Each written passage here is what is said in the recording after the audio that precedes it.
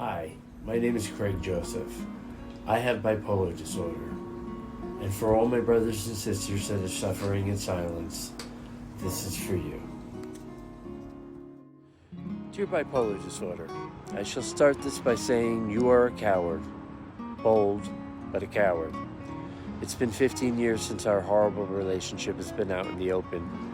But who knows how many years prior your coward or screaming has affected my life.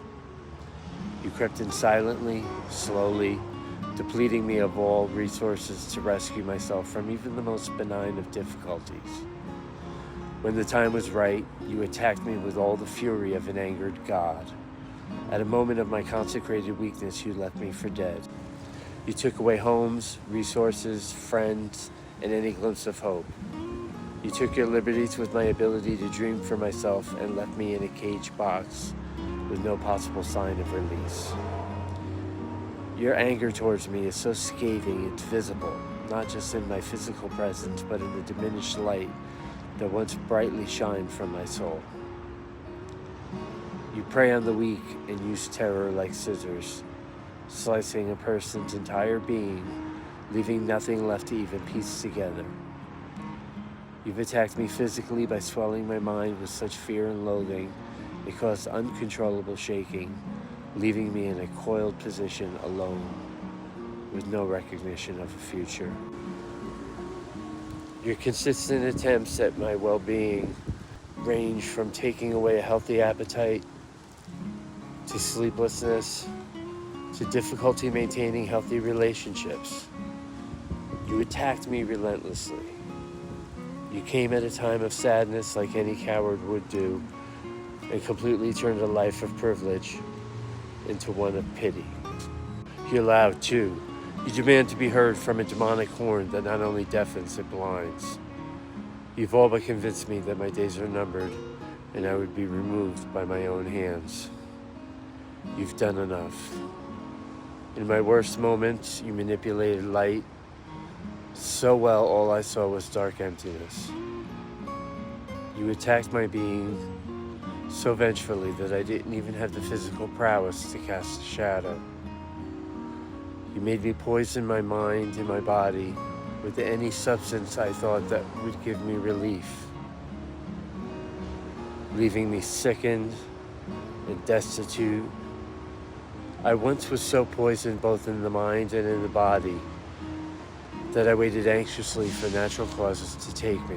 But instead, you left something inside me that remained alive only to keep witnessing the suffering firsthand. You made me contemplate my death as if it was a fantasy, nearly taking me from a world I once called home, but you've insisted I have no place in. You made me into an evil creature regardless of the fact that I only expressed that evil to myself. You are a demon, my worst enemy, and you live inside me. There's one caveat to your master plan, and that is, you will not and shall not win. There's some major kinks in your system. For starters, as a coward, you will recoil at the first sign of a fight. I'm telling you now, start creeping back to the depths of what you slithered out of for a fight you shall have. You may have taken all things material, but as you see, I'm still with substance. With all the pummeling you've given me, something far greater and bigger has instilled in me faith. This faith in Jesus Christ that lives in me, around me, through me, has guided me from your clutches into its warm and welcoming arms, grasping me tightly with the promise to rescue me no matter how much my mind drowns in your lake of fire. This faith, fueled by Jesus Christ, shows one indomitable law made simple: Christ wins. Though you may put notions in my mind that tell me a tale of despair, the breath inside me continues and demands to be heard as well. Life's breath continues harmoniously, rhythmically, and without fail. You are not judge, jury, and executioner as the facade you pose me would have had me believe. Instead, you are simply a chemical disturbance that can be dealt with.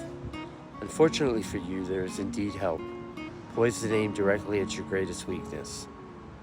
The medical community has armed itself with something even far greater than you can muster. It's understanding the condition. It works tirelessly to combat what you so strategically but brutally have brought to this battle. Medication, therapy, and other avenues of support create a lit path of healing where you have thought you have created a mortal wound. No matter what you do, I will trust and claim my share of divine abundance. Your attack on my life has played a joke on you and you've backfired. Your insurgency against my life's splendor has created one particular byproduct I'm sure you've never seen coming. Although you attack the mind and the emotional state, unbeknownst to you, they have evolved. My brain now works at a higher level and incalculable speeds, for which I'm learning how to control. My brain now has a direct line to the higher workings of Christ, and what it shows me is wondrous. Finally, without fail, I am loved. No matter what attempts I've made during my suffering to alienate and isolate from those closest, they treated me with unconditional love, never doubting that I would and deserved to surface from the depths of the dark waters. No matter what I said, they've known me even when I didn't know myself, forever reintroducing me to a man that was loved and admired. Never at any point have they allowed me to think I was in any way damaged. Instead, they have instilled in me the fact that I was cherished. Precious is my life, loved I am by many. My life is, however you try to confuse me, attack me, and refuse me, truly rich. I see the mountaintop. The climb may be arduous and difficult, but I will scratch and claw to keep my grip when moments grow hard. Together with my support network and an arsenal of attributes, I will win. I will show others to do the same. The war rages on, but this battle goes to me. Your move.